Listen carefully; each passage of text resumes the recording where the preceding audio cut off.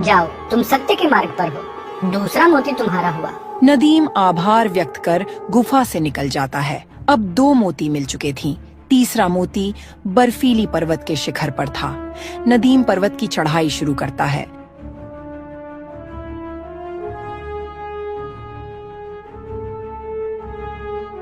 रास्ते में उसे बर्फीली चट्टानों से पार होना था। वह चढ़ते चढ़ते शिखर के नजदीक पहुंचता है। वहां एक गुफा जैसी संरचना थी। गुफा के अंत में एक बर्फ की वेदी पर बर्फ देवी की मूर्ति थी। नदीम देवी के सामने हाथ जोड़कर खड़ा हो जाता है। हे बर्फ की देवी, मुझे तीसरा मोती चाहिए ताकि मैं वृक्ष को बचा सकूं। मोती पाना आसान नहीं है राजन। तुमने साहस और सत्य का परिचय दिया है, पर क्या तुम त्याग कर सकते हो? यदि मैंने मोती देने की शर्त रखी कि तुम्हें कुछ प्रिय वस्तु छोड़नी होगी, तो क्या तुम त्याग कर सकोगे? मैं त्याग करूंगा। मेरे लिए राज्य का कल्याण प्रिय है। मेरे लिए वृक्ष का जीवन प्रिय है। मैं अपना कोई भी प्रिय सामर्थ्य त्यागने को तैयार हूँ। तो बताओ तुम्हारी प्रिय वस्तु क्या है? नदीम सोचता है। उसे अपनी बांसुरी बहुत प्रिय थी। बचपन से उसने उसे संभाल रखा था, क्योंकि उसकी माँ मरते वक्त उसे बांसुरी बहुत प्यार से दिया था। मेरी बांसुरी मुझे बहुत प्रिय है, पर यदि वह वृक्ष के जीवन के लिए यह त्याग आवश्यक है तो मैं इसे त्याग दूंगा। राजन, तुमने सिद्ध कर दिया कि तुम्हारा हृदय निस्वार्थ है। ले लो मोती और बांसुरी, वहीं रख दो वेदी के पास। नदीम मन भारी करके अपनी बांसुरी वेदी के सामने रख देता है और तीसरी मोती ले लेता है। तुम्हारा त्याग सच्चा था, इसलिए तुम्हारी बांसुरी मैं रखूंगी नहीं। मैं सिर्फ तुम्हारे हृदय की परीक्षा ले रही थी।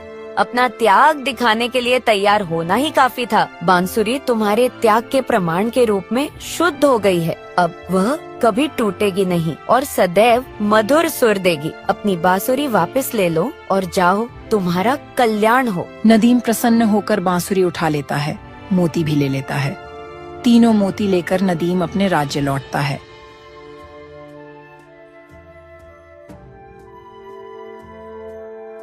लंबी यात्रा के बाद वह महल पहुंचता है। महल में सब उत्सुक थे। आ गए पुत्र, क्या हुआ? तुम्हें तीनों मोती मिली कि नहीं? हाँ महाराज, ये रहे तीनों मोती। मैंने अपने थैला में रखा है। बहुत अच्छा बेटा, हमें तुम पर नाज है। अब हमें क्या करना होगा? महाराज, वृक्ष की जड़ के पास इन्हें प्रत्यारोपित करना होगा। वृक्ष की आत्मा ने यही कहा था। सभी लोग उस पेड़ के पास जाते हैं। चंद्रकल्प वृक्ष सूखने के कगार पर हो गया था। नदीम वृक्ष जड़ों के पास छोटे गड्ढे बनाता है और मोतियों को क्रम से रख देता है। फिर जड़ों पर मिट्टी डाल पानी देता है। कुछ देर शांति छा जाती है। फिर धीरे धीरे वृक्ष की पत्तियां हरी होने लगती हैं। वहां उपस्थित सभी लोगों की आंखों में खुशी की चमक आ जाती है और सब जान जाते हैं कि वृक्ष पुनर्जीवित हो गया है। अद्भुत, हमारा चंद्रकल्प वृक्ष लौट आया। पुत्र नदीम, तुमने असंभव को संभव कर दिया। तुम्हारे साहस, सत्य और त्याग ने यह कर दिखाया। मैंने वचन दिया था कि जो इस समस्या का हल ढूंढेगा उसे मनचाहा पुरस्कार दूंगा। बोलो पुत्र, क्या चाहिए तुम्हें? महाराज, मैंने यह सब किसी पुरस्कार की चाह में नहीं किया। मुझे बस इतना चाहिए कि इस वृक्ष को सच्चा मित्र मिल गया है, जैसा वृक्ष चाहता था। सच्चा मित्र? मैं कुछ समझा नहीं। तुम्हारा कहने का अर्थ क्या है? महाराज, सच्चा मित्र वो होता है जो दूसरे के दुख को समझे, उसके लिए कुछ त्याग कर सके। मैंने वृक्ष से सीखा कि हमें प्रकृति को केवल लेना नहीं, देना भी चाहिए। यह वृक्ष अब मेरा मित्र है और मैं इसका देखभाल जीवन भर करूंगा। और जितना भी मेरे आसपास वृक्ष है, मैं उसे पानी दूंगा। बेटा, तुम्हारा हृदय बड़ा है, फिर भी हम तुम्हें कुछ देना चाहते हैं। यदि आप कुछ करना ही चाहते हैं तो राज्य के लोगों को प्रकृति के प्रति संवेदनशील बनाइए। वृक्षों की देखभाल के लिए नियम बनाइए। पर्यावरण की रक्षा कीजिए ताकि चंद्रकल्प वृक्ष अकेला न महसूस करे। ऐसा ही होगा। मैं यह घोषणा करता हूँ कि राज्य में वृक्षारोपण होगा। वन रक्षक नियुक्त किए जाएंगे और सभी को प्रकृति की अहमियत समझाई जाएगी। कुछ दिन बाद नदीम अपने गांव चंडीपुर लौटता है। वहां के लोग उसका स्वागत करते हैं। नदीम बेटा, तुम्हारे साहस और सत्य ने हमें गर्वित किया। मैंने सोचा भी न था कि तुम ऐसा करोगे। तुमने हमें सबक सिखाया कि छोटे लोग भी बड़ा काम कर सकते हैं। बाबा, मैंने सिर्फ कोशिश की। हमें कभी छोटा बड़ा नहीं सोचना चाहिए, बस सत्य और नेक रास्ते पर चलना चाहिए। इसी तरह पूरे राज्य के लोग खुशी खुशी अपना जीवन बिताने लगते हैं। यह कहानी हमें सिखाती है कि सच्ची मित्रता केवल मानवों के बीच ही नहीं बल्कि मनुष्य और प्रकृति के बीच भी संभव है। हमें प्रकृति से सिर्फ लेना नहीं देना भी चाहिए। सम्मान, देखभाल और प्रेम, साहस, सत्य और त्याग से असंभव लगने वाले कार्य भी पूरे हो जाते हैं। एक साधारण व्यक्ति भी असाधारण बदलाव ला सकता है यदि वह सच्चे हृदय से प्रयास करे। इसी तरह जब हम दूसरों की जरूरत समझते हैं, उनके लिए त्याग करने को तैयार होते हैं, तब हम सच्ची मित्रता के मोती अर्जित करते हैं। ये मोती वही ऊर्जा देते हैं जो पूरे समाज को, पूरे पर्यावरण को सच्ची खुशहाली प्रदान करती है। बचाओ बचाओ, कोई मुझे बचाओ, बचाओ बचाओ, कोई मुझे बचाओ। वह दौड़कर देखता है कि एक छोटी लड़की एक पत्थर पर फंसी थी जहाँ पानी का प्रवाह तेज था। यदि वह गलती से गिर गई तो बहाव उसे दूर ले जाएगा। आरव आगे बढ़ता है, बड़ी मुश्किल से लड़की को खींचकर सुरक्षित किनारे पर लाता है। लड़की कांप रही थी। धन्यवाद भैया, मैं पानी भरने आई थी, पैर फिसल गया। अब तुम सुरक्षित हो। तुम कहाँ रहती हो? दूर एक छोटी बस्ती है, मैं वहीं रहती हूँ। आप मेरे घर चलिए, खाना खा लीजिए। लगता है आप कई दिन से भूखे हैं। प्राचीन समय की बात है। नंदनपुर नाम का एक बड़ा और खुशहाल राज्य था जहाँ के लोग खेती बाड़ी, कारोबार और कला कौशल में माहिर थे। लेकिन इस राज्य के भीतर एक गहरी तकलीफ छिपी थी। बरसों से राज्य के दो हिस्सों के बीच आपसी दुश्मनी और नफरत बनी हुई थी। उत्तर में उदयपाट और दक्षिण में सूर्यपाट नाम के दो इलाके थे जहाँ आए दिन झगड़े और छोटी मोटी लड़ाइयाँ हो जाती थीं। राजा सुखदेव इन लगातार होते विवादों से बहुत परेशान थे। वह चाहते थे कि पूरे राज्य में शांति हो, लोग प्यार से रहें, पर उनकी सारी कोशिशें बेकार साबित हो रही थीं। राजमहल में एक पुरानी कहानी प्रचलित थी कि जब राज्य के पहले राजा महाराज राम विजय का दौर था, तब एक जादुई तलवार बनाई गई थी, अखंड सुदर्शन तलवार, जो राज्य में मेल जोल और शांति बनाए रखती थी। जब तक वह तलवार सही सलामत थी, राज्य में कभी झगड़े नहीं हुए। लेकिन एक भयानक जंग के दौरान वह तलवार टूट गई और तब से लोगों के बीच आपसी दुश्मनी बढ़ती चली गई। यह कहा जाता था कि अगर कोई उस टूटी तलवार के टुकड़ों को फिर से जोड़ दे तो तलवार की जादुई ताकत वापस आ जाएगी और राज्य में फिर से प्यार और भाईचारा लौट आएगा। उस तलवार की धातु में ऐसी अनोखी शक्ति थी जिसे केवल वही इंसान फिर से जोड़ सकता था, जिसके दिल में ज्ञान, समझ, त्याग और प्रेम की रोशनी जलती हो। उसी राज्य के एक छोटे से गांव कांजलपुर में एक जवान लोहार आरव रहता था। आरव बेटे, सुना है कि दरबार में फिर झगड़ा बढ़ रहा है। उत्तर और दक्षिण के लोग एक दूसरे से दुश्मनी करते हैं, कभी सामान देना बंद कर देते हैं तो कभी रास्ते बंद कर देते हैं। हाँ, बाबा सुखदेव भी बहुत चिंतित हैं, पर कोई उपाय नहीं मिल रहा। कहते हैं कि टूटी तलवार को जोड़ दो तो शांति आ जाए, पर भला यह कौन करे? मैंने सुना है कि तलवार जादुई है और उसे जोड़ने के लिए कोई अद्भुत गुण चाहिए। मुझे पता नहीं मैं कर पाऊंगा या नहीं, पर मैं कोशिश करना चाहता हूँ। अरे भाई, तुम यह क्या सोच रहे हो? तुम एक साधारण लोहार हो। बड़े बड़े लोहारों ने कोशिश कर ली लेकिन सब असफल रहे। भला तुम क्या कर पाओगे? बेटा, हमें अपने जीवन में किसी को हल्के में नहीं लेना चाहिए। कभी कभी साधारण लोगों में भी असाधारण कार्य करने की क्षमता होती है। आरव, अगर तुम्हारा मन कहता है तो प्रयास जरूर करना। जी बाबा जी, मैं दरबार जाकर अनुमति मांगूंगा। कम से कम कोशिश तो करूंगा। आरव राजमहल में जाता है, तभी सैनिक उसे रोकते हैं। रुको, तुम कौन हो और यहाँ क्यों आए हो? मैं आरव हूँ, कांजलपुर का लोहार हूँ। मुझे महाराज से भेंट करनी है। मैं टूटी तलवार के बारे में बात करना चाहता हूँ। टूटी तलवार? उसे तो बड़े बड़े लोहार और जादूगर और महान शक्तिशाली ऋषिमुनि नहीं जोड़ पाए, तो तुम उसके बारे में क्या जानने आए हो? तुम्हें उससे क्या लेना देना? चले जाओ यहाँ से, नहीं तो तुम्हें बंदी बना लिया जाएगा और कारागार में डाल दिया जाएगा। मैं कोशिश करना चाहता हूँ उसे जोड़ने की। थोड़ी देर बाद एक मंत्री बाहर आता है। चलो अंदर, महाराज स्वयं सुनेंगे तुम्हारी बात। आरव मंत्री के साथ अंदर जाता है। दरबार में महाराज सुखदेव सिंहासन पर बैठे थे। रानी पद्मिनी पास में खड़ी थी। कहो युवक, तुम्हारी आंखों में जिज्ञासा है, इच्छा है, तुम क्या कहना चाहते हो? महाराज, मैंने सुना है कि अखंड सुदर्शन तलवार टूटी पड़ी है उसे जोड़ने से शांति लौटेगी। मैं लोहार हूँ, मैं उसे जोड़ने की कोशिश करना चाहता हूँ। आरव को इतना कहते ही सभी लोग असमंजस पे पड़ जाते हैं कि यह साधारण लड़का तलवार को कैसे जोड़ पाएगा। आरव, इस कार्य में बड़े बड़े विफल हुए हैं, तुम में ऐसा क्या है जो तुम्हें सफल करेगा? मुझे नहीं पता महाराज, पर मैं यह जानता हूँ कि मैं अपनी संपूर्ण निष्ठा, समर्पण और प्रेम इस कार्य में लगा दूंगा। हमारे राज्य को शांति चाहिए और मुझे लगता है कि कोई न कोई रास्ता जरूर निकलेगा। राजन, तुम्हारी बातें सुनकर प्रसन्नता हो रही है। कम से कम तुम प्रयास करने के लिए सोच तो रहे हो। तो ठीक है, तुम्हें अनुमति है। तलवार के दोनों खंड हमने महल के गुप्त कक्ष में सुरक्षित रखे हैं, लेकिन याद रहे यह सरल नहीं होगा। तलवार में प्राचीन जादुई ऊर्जा है, उसे जोड़ने के लिए सिर्फ हथौड़ा और आग पर्याप्त नहीं। तुम्हें एक यात्रा पर निकलना होगा। 3 वस्तुएं खोजनी होंगी जो तलवार के धातु को पुनर्जीवित करेंगी। यह 3 वस्तुएं आज तक कोई नहीं ला पाया। कैसी वस्तुएं हैं महाराज? पहली वस्तु निर्मल जल बूंद, जो उत्तर की पहाड़ियों में बहने वाली एक झरने से मिलती है। वह झरना मानव की करुणा से प्रकट होता है। दूसरी वस्तु सत्य का धातु कण, जो दक्षिणी मरुस्थल के अंत में स्थित एक प्राचीन खदान में मिलता है। तीसरी वस्तु त्याग की अग्नि, जो एक दूरस्थ जंगल के साधु के आश्रम में जागृत होती है, जहाँ अपने प्रिय को त्याग कर अग्नि प्रज्वलित करनी पड़ती है। अगर तुम यह तीनों वस्तुएं ला सको तो हम तलवार तुम्हें देंगे। तुम अपनी कला आजमा सकते हो। आरव प्रणाम करता है और दरबार से निकलकर उत्तर की ओर यात्रा पर चल पड़ता है।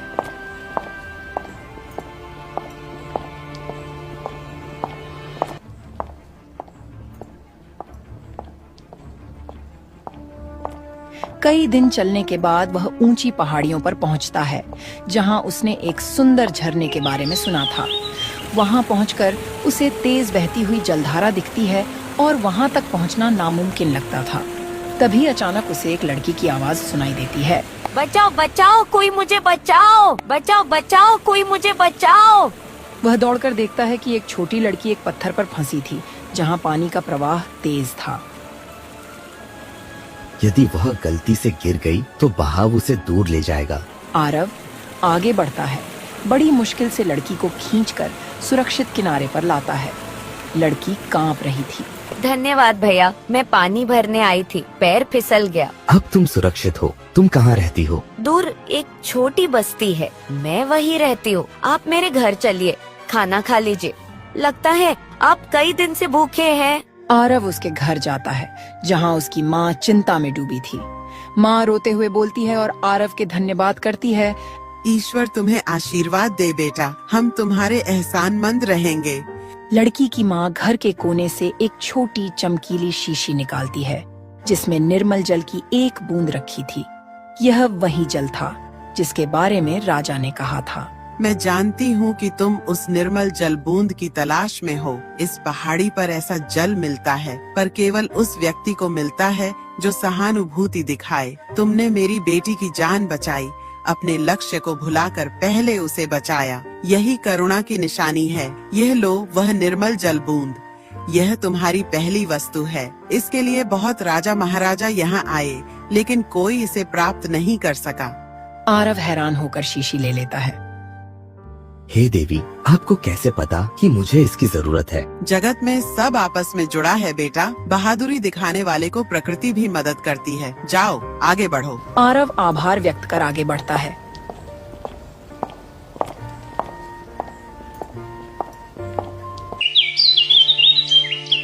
कई दिन की यात्रा के बाद आरव दक्षिण की ओर बढ़ता है। धूप तेज थी, वह हिम्मत नहीं हारता। धीरे धीरे आगे बढ़ता है। तभी उसे एक वृद्ध यात्री मिलते हैं, जिनके होंठ सूखे थे। वे थककर जमीन पर बैठे थे। बेटा, थोड़ा पानी है क्या तुम्हारे पास? बहुत जोर से प्यास लगी। अगर पानी नहीं मिला तो मैं यही तड़प तड़प कर मर जाऊंगा। बाबा, मेरे पास तो पानी नहीं है, मगर मैं आपको ऐसे नहीं छोड़ूंगा। मैं अभी पानी की तलाश करता हूँ, आप कुछ देर रुकिए। आरव पानी की तलाश करता है, मगर उसे कहीं भी पानी नजर नहीं आता है।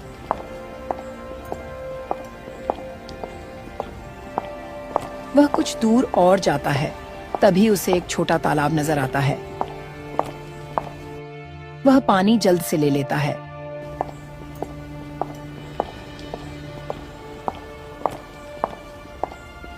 और बूढ़े बाबा के पास जाता है तो देखता है कि बाबा प्यास की वजह से बेहोश हो चुके थे। वह बाबा को पानी पिलाता है। तब उन्हें होश आता है। धन्यवाद पुत्र, तुम सत्य के मार्ग पर हो। बाबा, आप कौन हो और आप इस पीरान पहाड़ी इलाका में आप क्या करने आए हो? मैं इस मरुस्थल का रखवाला हूँ। तुम सत्य का धातुकण ढूंढने आए हो जो गहरी खदान में मिलता है, लेकिन खदान का दरवाजा खुलने से पहले तुम्हें सत्य की परीक्षा पास करनी होगी। हाँ बाबा, मैं इसके लिए तैयार हूँ। हाँ तो बताओ, क्या तुमने कभी निस्वार्थ से काम किया है? क्या तुमने कभी अपने मन में झूठ पालकर किसी को चोट पहुँचाई? आरव सोच में पड़ जाता है और कुछ देर बाद बोलता है, मैं संपूर्ण सत्यवादी होने का दावा नहीं करता। बचपन में मैंने एक बार झूठ बोला था। अपने मित्र के पकवान खा लिए और उस पर इल्जाम लगा दिया था, पर उस गलती के बाद मैंने सत्य अपनाया, मित्र से क्षमा मांगी और तब से कभी झूठ नहीं बोला। सत्य यह नहीं कि कभी गलती न की हो, सत्य यह है कि गलती कबूल कर सुधरने का साहस रखो। तुमने अपना बीता झूठ स्वीकार किया, यह तुम्हारी सत्यनिष्ठा का प्रमाण है। जाओ, दक्षिणी मरुस्थल के अंत में तुम्हें एक छोटी पहाड़ी दिखेगी, वहाँ पुरानी खदान है, तुम्हें धातुकण वहीं मिलेगा। बूढ़े व्यक्ति वहाँ से गायब हो जाते हैं। आरव आगे बढ़ता है और खदान तक पहुंचता है।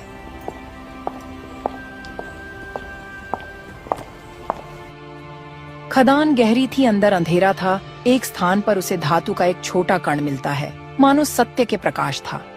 वह कण आरव उठा लेता है। अब तीसरी वस्तु ढूंढनी थी, जो कि त्याग की अग्नि थी। यह पश्चिम के जंगल में एक साधु के आश्रम में मिलती थी।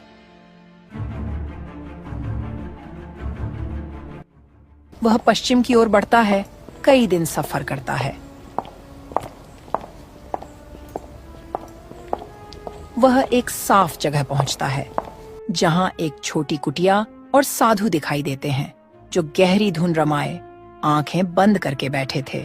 स्वामी जी, मैं त्याग की अग्नि लेने आया हूँ। तलवार जोड़कर राज्य में शांति लाना चाहता हूँ। साधु आंखें खोलते हैं, उनका चेहरा खुशी से भरा था। अच्छा, त्याग की अग्नि चाहिए? आसान नहीं। त्याग की अग्नि तब जलती है जब कोई व्यक्ति अपने प्रिय चीज का त्याग करे। मेरे पास कीमती कुछ नहीं है स्वामी जी, मैं साधारण लोहार हूँ। मेरे पास बस मेरे औजार, मेरा हथौड़ा, मेरी बिलौरी पत्थर है, जिस पर मैं धातु गर्म करता हूँ। सब साधारण है। अपने हृदय को टटोलो, ऐसी कौन सी वस्तु है जो तुम्हारा अत्यंत प्रिय है? आरव सोचता है।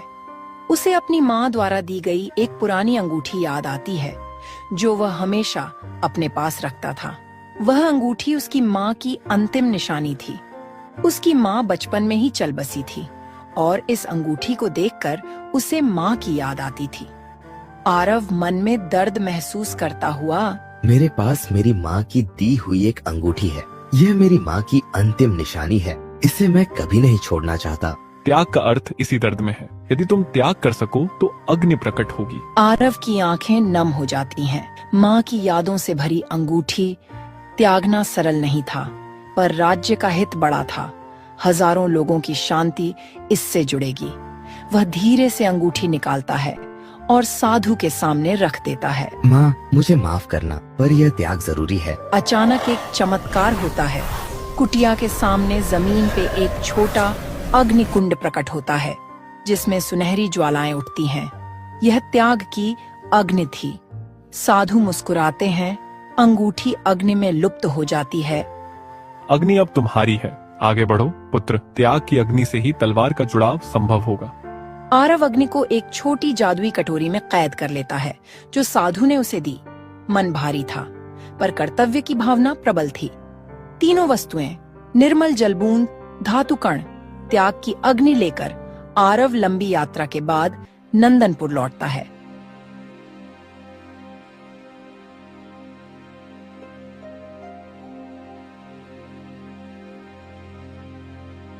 महल के द्वार पर सैनिक अब उसे सम्मान से अंदर ले जाते हैं।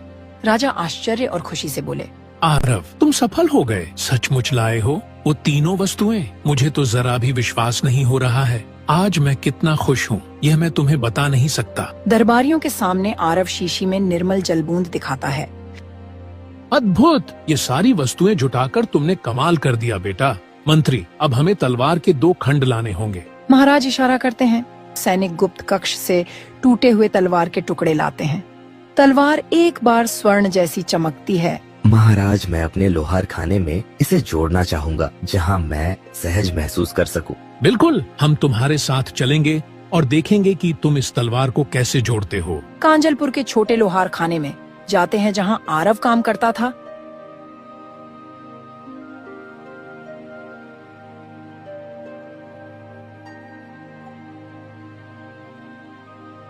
एक साधारण भट्टी में डालता है और हथौड़ा मारता है।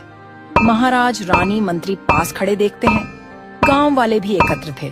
सब उत्सुकता से देख रहे थे कि क्या होगा। आरव हथौड़ा उठाकर धातु पर चोट करता है। कुछ देर में तलवार एक टुकड़े में आ जाती है। उसकी चमक लौटने लगती है। अब तलवार पूरी तरह जुड़ गई थी। राजा ये देखकर बहुत खुश हुआ। मुझे लग रहा है कि मानो मेरे सर से बोझ हट गया हो। यह तलवार अब अखंड है और इसकी ऊर्जा शांति का संदेश दे रही है। उसी क्षण राज्य के उत्तर और दक्षिण पक्षों में कुछ अद्भुत होता है। लोग जो कल तक दुश्मनी पाले थे, उन्हें मन में एक नई कोमल भावना महसूस होती है। विरोधी धुंध की तरह छूटने लगता है और एक दूसरे के प्रति समझ, करुणा और विश्वास पनपने लगते हैं। यह खबर फैल जाती है कि तलवार जुड़ गई है। लोग मेल मिलाप करने लगते हैं। यह तो चमत्कार है। तलवार की ऊर्जा पूरे राज्य में बह गई है। हमने जो सदियों से चाहा वह आज संभव हुआ। आरव, तुमने सिद्ध कर दिया कि अच्छे गुण, त्याग, सत्य और करुणा से बड़ा कोई बल नहीं होता है। मैं तुम्हें राजकीय सम्मान देता हूँ। आरव, मांगो, जो मांगना चाहते हो वह मांगो। आधा राज्य भी मांगोगे तो वो भी कम होगा। महाराज, मुझे कुछ भौतिक इनाम नहीं चाहिए। मेरा इनाम यही है कि हमारा राज्य फिर से शांति से जी सके। हाँ, यदि आप कुछ करना चाहते हैं तो राज्य में शिक्षा और सद्भावना को बढ़ावा दें। सुनिश्चित करें कि बच्चों को बचपन से ही करुणा, सत्य और त्याग का महत्व सिखाया जाए। एक ऐसा विद्यालय खोलिए जहाँ शास्त्रों के साथ मानवीय मूल्यों की शिक्षा मिले। ऐसा ही होगा। हम राज्य में नैतिक शिक्षा के केंद्र स्थापित करेंगे ताकि आने वाली पीढ़ियां तलवार पर निर्भर न रहें, बल्कि स्वयं अपने भीतर के गुणों से शांति कायम करें। हम त्याग की अग्नि, सत्य के धातुकण और निर्मल जल बूंद का अर्थ समझ गए हैं। यह तीनों मानवीय गुणों के प्रतीक हैं। कुछ दिन बाद आरव अपने गांव लौटता है।